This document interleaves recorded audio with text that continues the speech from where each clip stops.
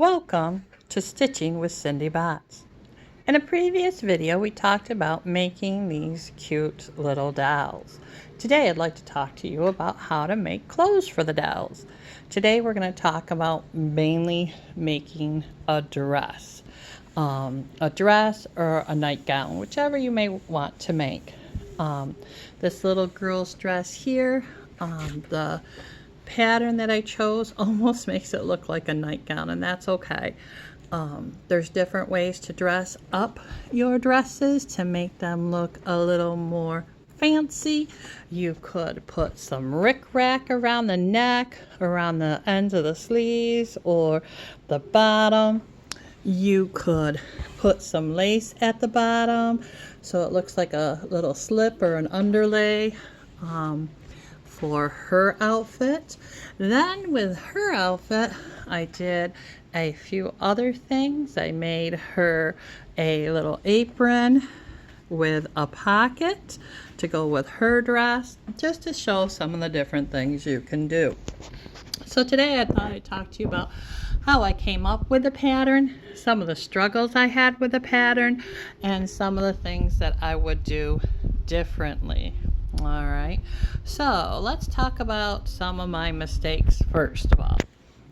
I do not like how low this neckline is. So if I were to make this again, I would change that part of the pattern. I would make it smaller and a little bit higher on her neck. It just kind of gaps. So that is one of the things I would fix. Also, when I did this pattern, I came straight across as a T for this seam, and I think I'd like to slope that more. I think it would give it a better fit.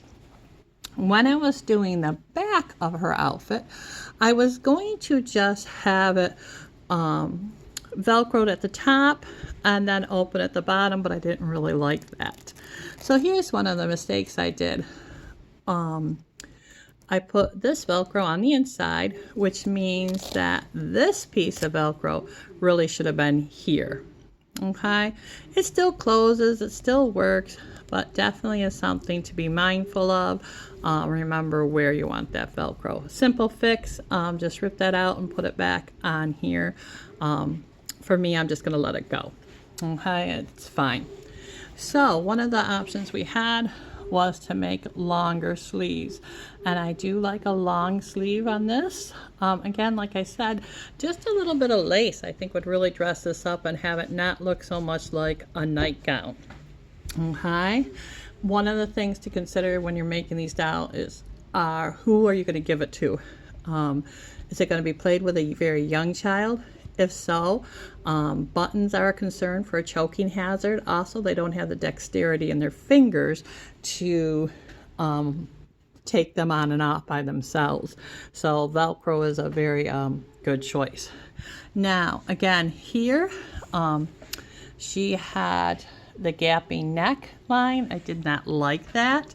I had already cut the pattern, already sewn part of it together when I realized how much of a gap that was. So I put another piece of material around here. If I were to do it again, I would really try to get this little dart, this little pleat done nicer. Really just work that in and be more conscientious of it to square off the neckline and bring it up so it's not gapping. Cute idea to use in a planned way instead of a fix-it way. Another thing I could do is put that same piece of material at the bottom here of her cuff. Make a little cuff. That would be cute. For her attachments in the back, this is how I attached the apron, was simply Velcro around this nice wide band so a younger child could put this on and off by themselves. Here's where I had the little difficulty again. I had originally planned to leave this backing open, and I put the Velcro on first and then sewed this bottom seam. my recommendation would be to sew the bottom seam first, then you know how far back and to fold the material when you're sewing on this piece of Velcro. You know, it just will lay so much nicer. I don't know why I did it the other way, but I did. So it will just give it a nicer lay down here to do this part first, and then just continue that up with a fold and pressed, so you know where to put this. It just would make it lay so much nicer. So a couple of things that I did that I would do differently for these two little girls. But overall, I think they're cute. It's a pattern I'm definitely going to keep working with. There's nothing wrong with them that a child couldn't play with them. It's just not particularly the way I would like it if I was gonna, you know, enter it in a fair or anything like that. But for learning purposes, I think it's great. The other thing that I found was that this part of the doll itself, this part of the doll's dress was too big. So what I did was make a wider seam to bring that back in, and I'll tell you about that here in just a minute. So this is my original doll pattern. This is the doll pattern, and what I found, what I chose to do, I guess I should say, is I chose to make a squared off shoulder. Again, I don't think I'd do that if I were to do it again. I would round this off and just bring the sleeve down more, so it would be more like that. Yeah, so it would look more like that type of thing, instead of just a straight squared off piece. The other thing that I did is I put my original piece half, folded it, measured it in half, and then I added a whole inch. Now, when I did that, that was a mistake. Because what you end up doing is, if you're adding an inch on both sides, you actually added 2 inches to the width of the dress, and that was a mistake. I wanted the dress not to be, you know, skin tight on the doll. I wanted it to be a little roomy, but you got to remember that if you add it to the right side and the left side, you're really not adding 1 inch, you're adding 2. So that was one of my mistakes, and I will fix that in the next go around for my patterns. So one of my tips, one of my suggestions is that when you make your pattern, that you actually cut out 3 pieces: a front, a back, and a pattern piece. So I cut out 3 pieces. This was my extra piece, my pattern piece, and what I did was right on the back, I wrote on it that the finished product is too wide. My arm wasn't wide enough. I liked the length. I wrote that the length was good. Those type of things, okay? So you can write right on your fabric so that you can remember what you did. Paper, if you want to make a paper pattern, that's fine too. I just find that if I do this, I look at it and like, oh yes, I remember that. I remember how it came out, what I liked about it, excuse me, and what I did not like about it. Excuse me, I'm so very sorry. So here is the sample that I made. Again, I really suggest before you cut out a bunch of these that you make up a sample, that you try it on your doll and see how it goes. I did try this on. I thought it was great. Again, the things that I did see were that the sleeve was too tight, that needed to be widened, and that the dress itself was too wide. One of the options is to just increase the seam width on this side to make the width of the dress fit around her belly better. Or if it's just the front that's too wide because you're doing an overlap of Velcro in the back, you can just take and make a seam down the center, and that will use up some of that fabric. But that gives you a seam down the center of your project, and you may not like that. All right, so that's a couple of things to be mindful of. So when I did make the pattern, I just extended it down. I made the shoulder part and the arm, and then I just extended it down by laying the legs on it to see how long I wanted the skirt to be. So here is some fabric. What I did is I just took that pattern piece that I made and laid it, folded it in half, laid it right on the pattern. You can pin it down where you want it to be, and then, oops, I can't get it to fold over nice. Okay, oops, sorry about that. Just fold it over and then cut it out on the fold. Since it's folded over, you get two fronts. You get one front and a back. You get two pieces, a front and a back. And this way you get the right sides together. You don't get two that are, you get a left and a right type thing, okay? So I don't know how to say that. For some reason, it just blanked out. All right, so some of the things that I would change on this is I would not cut this so deep. I would not cut this as deep as I did. I like the length. You can shorten and lengthen the arms. This was for the first arm length I did, the shorter arm length. And here are some pieces cut out. So to make the actual dress, we're going to need, like I said, a front and a back. So here is my front. Okay, there's the front. Again, this is too wide for me. And so what I'm going to do is I am going to make a wider seam here. I have enough room in my arms to do that. This arm is actually a little bit bigger than I like. So for my next pattern, there's some changes I'm going to do. But the basics is here, and some adjustments are how it's going to go. All right. So then I cut my back into two pieces. Okay. So here's my back. And what you're going to want to do is take the front and the back eventually, lay them right sides together and sew. But the first step to doing the sewing is actually the neckline.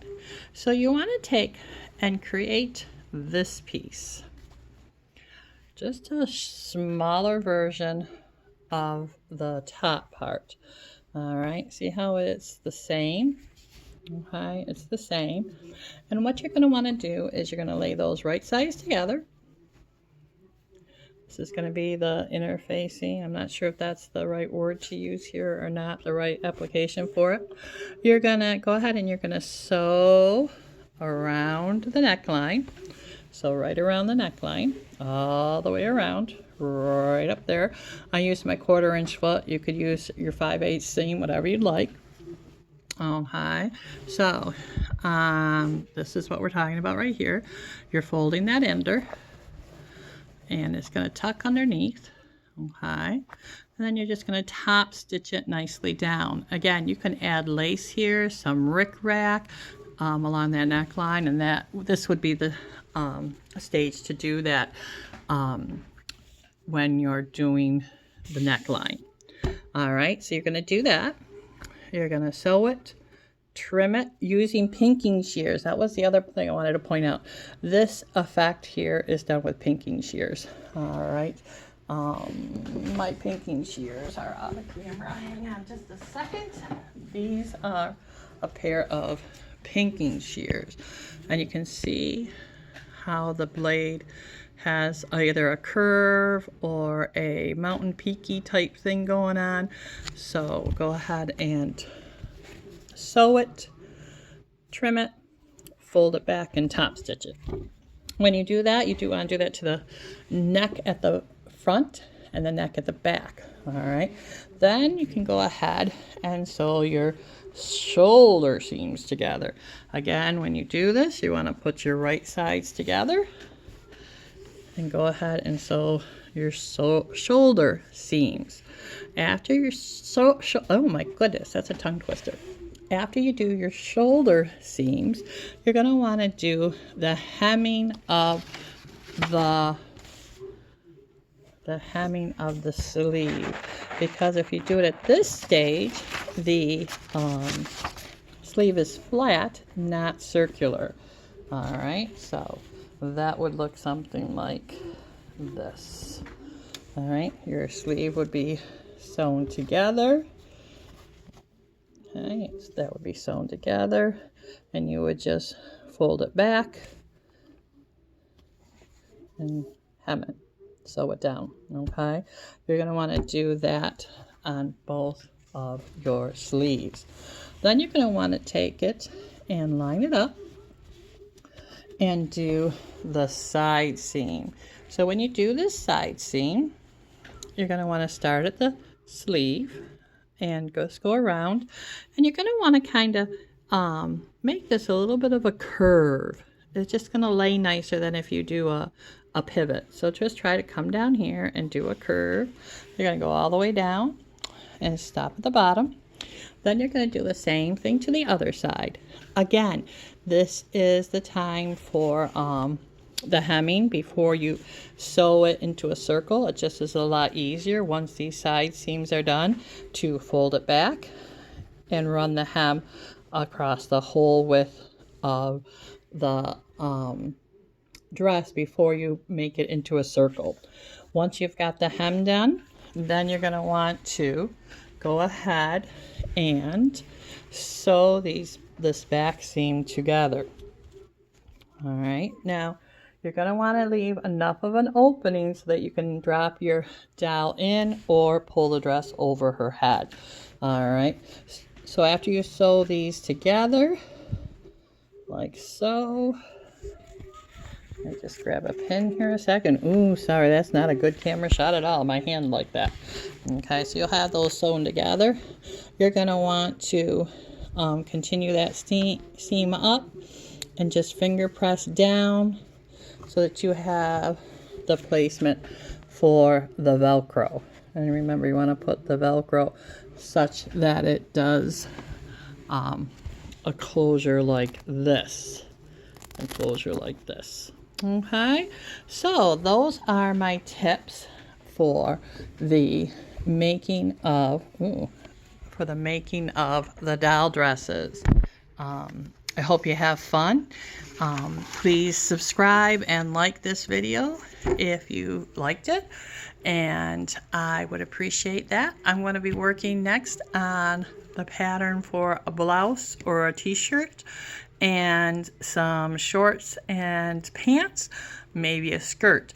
Now that I have this section figured out, this top half figured out, it's going to be very easy to just cut that at the waistline, approximately, maybe a little bit lower, so that I can hem it and make a shirt. That's going to be very simple. The same with the skirt. Again, cutting it a little bit above the waistline, hemming it, and putting the Velcro in, and you'll have a great skirt. Then I'm going to be working on making some shorts or pants. I happen to have two little girl dolls, but I think it would be cute to have a little boy doll to go with them. The other thing I'm considering changing is the hair. I'm not really happy with the hair being made out of yarn. I'm just not sure what or how to go about fixing or changing that. So I hope you come again. Have a great day. Bye-bye.